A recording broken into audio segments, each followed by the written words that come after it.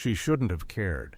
By every law of the wild, her powerful claws and crushing jaws were meant for one thing: the quick, brutal end of the fragile creature before her. But the lioness, named Kamunyak, which means the Blessed One, did the unthinkable. She nudged the tiny orphaned Oryx calf with a snout built for tearing flesh, not gentle comfort. This was a paradox sculpted in dust and blood, a predator choosing protection over instinct, life over lunch. Her bond with the first of many was an anomaly so profound it shook the very foundations of the food chain, proving that sometimes, even in the harshest wilderness, a different kind of hunger prevails. It was the sound of a heart overriding the roar of nature's oldest command. The stage for this impossible drama was the Samburu National Reserve in northern Kenya, a vast, sun-scorched expanse of acacia woodlands and dry riverbeds. It is a land of relentless heat and sudden brutal storms, where survival is not a given but a daily earned privilege. Here, the rule of predator and prey is simple, immutable, and written in claw marks on the dusty earth. The oryx, with their magnificent straight horns and striking facial markings, are high on the menu. They are fast, but they are also vulnerable, especially the young. This is Kamunyak's world, a lioness in her prime, powerful and solitary. She wasn't an outcast. She was simply a lioness who preferred her own company, a fact that perhaps allowed her the mental distance from her pride's established and entirely carnivorous norms. Her solitary nature set her apart, but it was the first calf that truly sealed her legendary status. The calf was days old, likely separated from its mother during a scramble for the sparse watering holes. It was weak, disoriented, and a beacon for every scavenger and hunter within miles. Lions, like all great predators, are acutely attuned to weakness. The sight of an abandoned infant prey should have triggered a purely predatory response: a quick hunt, a meal, and a return to the shade. But what happened next defied the textbook of ecology. Kamunyak didn't pounce. She stood guard. For days, observers, including the Samburu warriors and the local conservationists, watched from a distance, baffled. They expected the inevitable. They waited for the moment when instinct would finally assert itself and the natural order would be violently restored. Yet, with every sunrise, they found Kamunyak shielding the calf with her massive body, driving away jackals and, most astonishingly, other lions. She would let the calf nuzzle her, and when it cried, she would respond not with a roar, but with a low, rumbling sound that seemed more maternal than menacing. The heat of the Samburu baked this bizarre partnership into the dry ground. This single act of non-predation in a landscape defined by it became the central mystery of the reserve. The calf, dependent and trusting, seemed completely unaware of the threat she represented. The relationship was fragile, a whisper against the constant noise of the wild. Kamunyak, the predator, had to constantly manage two conflicting priorities: her need to hunt and feed herself, and her need to protect her adopted charge. She could not kill nearby, for the scent of fresh blood would certainly draw scavengers, and potentially her own kind. So she hunted far away, making long, exhausting treks under the brutal Kenyan sun, often returning empty-bellied, but driven by a force that transcended simple appetite. She would leave the calf hidden, concealed in the low scrub, trusting in camouflage, and the sheer unlikelihood of its protector being a lion. The first test of this extraordinary arrangement came quickly in the form of a hungry male lion, a nomad passing through the territory. The male saw an easy meal, an abandoned calf, an opportunistic kill. He moved in swiftly, but before he could reach the whimpering oryx, a wall of sinew and gold stood in his path, Kamunyak launched herself not in an attack to kill, but in a furious, defensive display. She roared, a sound of pure maternal rejection of the threat, batting the intruder away with powerful, measured swipes. It was a display of controlled aggression, enough to repel a rival, but carefully calibrated so as not to harm the tiny life cowering behind her. The male, confused and unwilling to engage in a meaningless fight over such meager prey, retreated. The natural order had bent, but it hadn't broken. Kamunyak had chosen her path, and she would enforce it against all comers, even her own species. The ordeal with the male lion was only the beginning. The Samburu's harshness demanded vigilance, not just from threats, but from the sheer logistical impossibility of the relationship. Kamunyak, driven by this inexplicable maternal imperative, found herself caught in a perpetual loop of hunger and guardianship. She was physically a lioness, but emotionally she had become a nursemaid, perpetually worried about the tiny, fragile life that trotted awkwardly at her flank.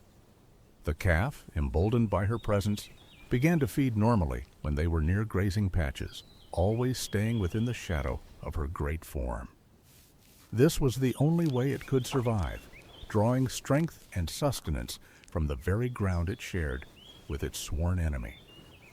The bond deepened through repetition and simple proximity. When Kamunyak rested, the calf rested alongside her, often pressing against her warm, muscled flank. It was a picture of impossible serenity, the sharp, predatory eyes of the lioness scanning the horizon, not for prey, but for danger to the small life nestled in her protection. The observers noted a change in Kamunyak's posture, a subtle softening of her features, a patience not typically afforded to anything outside of a mother's own cubs. She would lick the calf, a rough, powerful tongue applying a gentleness it was never evolved to possess, as she was teaching it in the most primal, nonverbal way that it was safe. This routine repeated, not just with the first calf, but with 5 subsequent orphaned Oryx calves over the course of the following year. As each adopted calf inevitably grew stronger and wandered back to its own herd, or was regrettably taken by a threat Kamunyak couldn't ward off, she would eventually reappear with a new one. It was a cycle of loss and renewal, demonstrating a persistent, powerful, and deeply ingrained maternal need that transcended species boundaries. Each new calf represented a fresh commitment to an unnatural way of being. For the first few days of each adoption, the fear in the calf's eyes was palpable. Then, slowly, trust would bloom under the constant, overwhelming security of the lioness's shadow. She never ate them. She never attempted to harm them. She simply protected them, living on far-flung, risky hunts. The human mind struggled to categorize this behavior. It wasn't symbiosis. It was pure, paradoxical nurture, a biological error in the system that created a moment of profound, cross-species love. This commitment to the vulnerable, repeated 6 times, was her true identity, carved not in her genetics, but in her choices. The most intense challenges to Kamunyak's impossible bond came not from the casual cruelty of the environment, but from the calculated, collective threat of other predators and the very people who sought to observe her. The hyenas, for instance, are the opportunists of the bush, highly intelligent and relentless.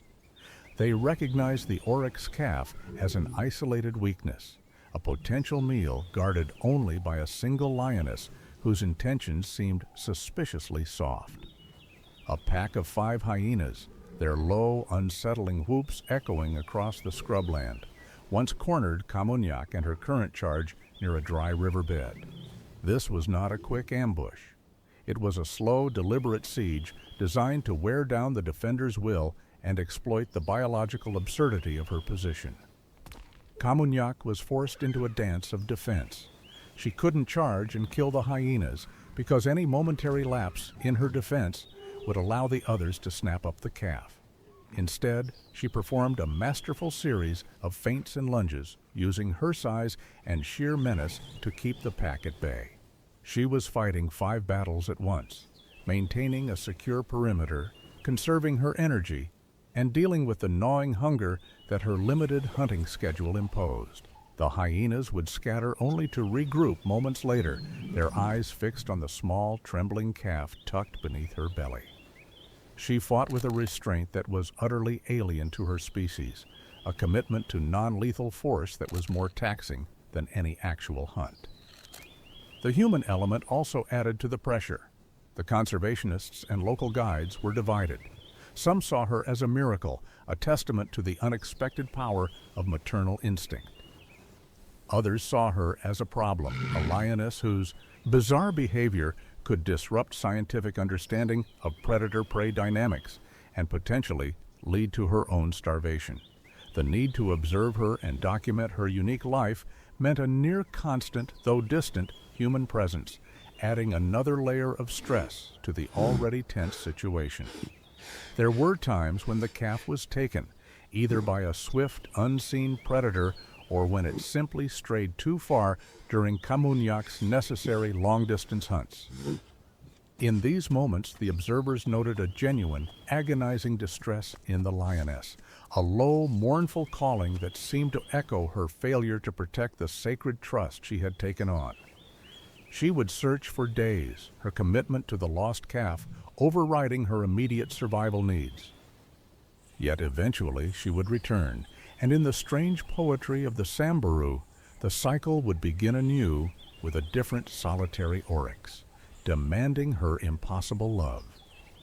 She was perpetually tested, and with every defense of her fragile charge, she proved that instinct is not a single, unchangeable command, but a complex, deeply personal choice.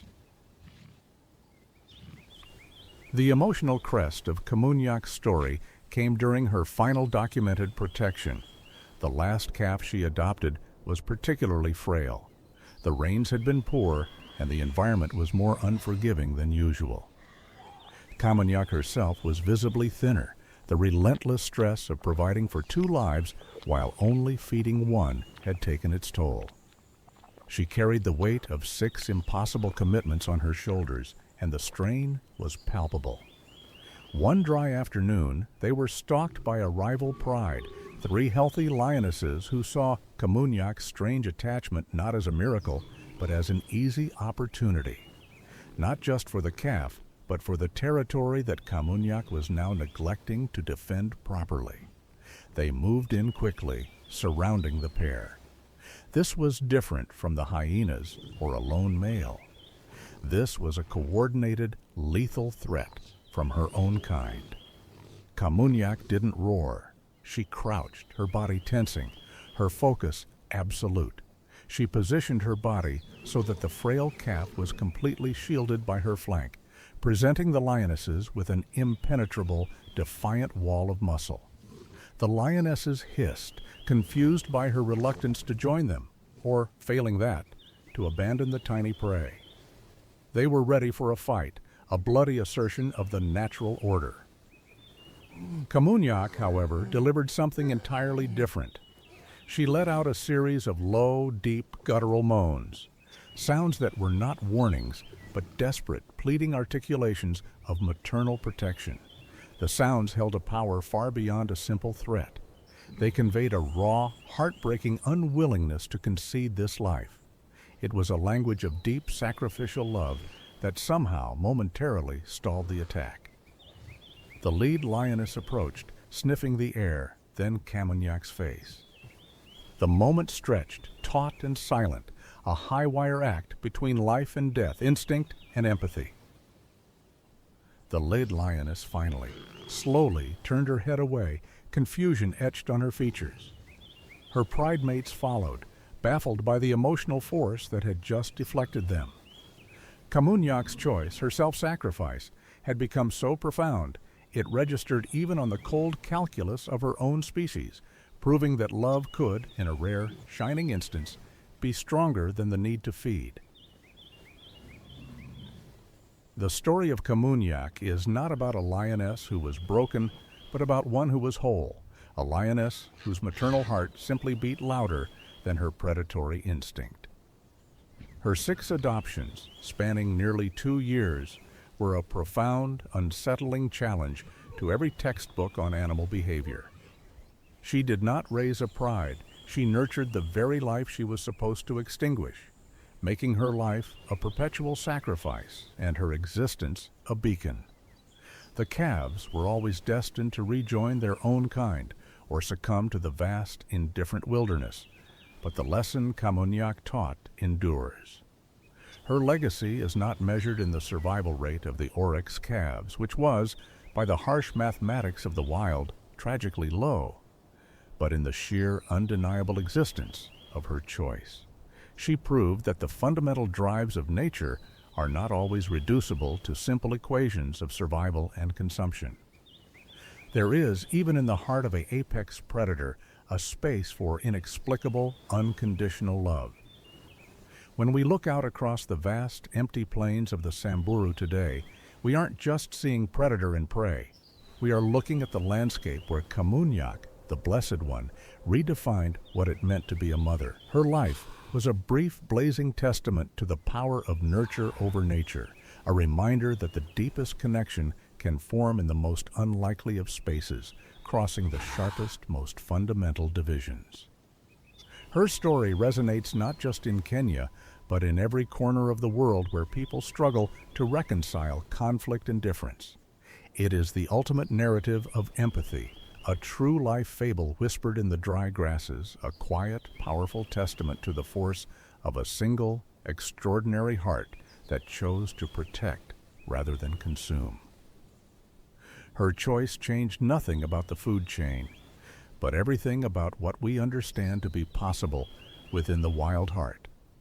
The dust of the Samburu has long since settled over the tracks of the final Oryx calf she guarded, and Kamunyak herself is part of the silence of the land. But the echo of her impossible guardianship remains, a soft, persistent whisper that suggests the truest, most enduring laws of the universe are not those of teeth and claw, but those woven from the sheer, bewildering power of compassionate connection. She was the anomaly that proved the rule, that sometimes the heart's fierce desire to protect transcends all biological mandates, leaving behind a legacy of profound interspecies grace. Thank you for joining us on this journey. If this story moved you, please consider liking and subscribing. Truly helps us bring more stories like this to light. We have a question for you. What was the single moment in this story that resonated with you the most? Let us know in the comments below. We read every single one.